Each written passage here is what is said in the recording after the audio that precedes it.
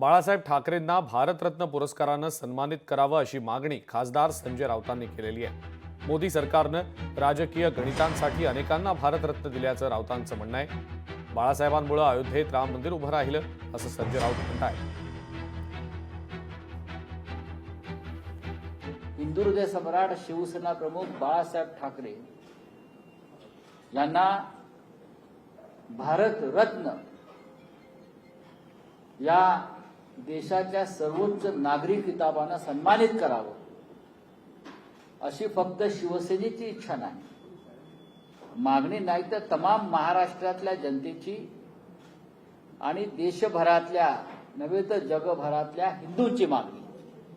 शिवसेनेच्या संस्था संघटना हिंदूंच्या संघटना आहेत, त्यांनी ठिकठिकाणी ठराव मंजूर केले की हिंदू हृदय सम्राट शिवसेना प्रमुखांना भारत सरकारनं भारतरत्न या किताबानं सन्मानित करावं।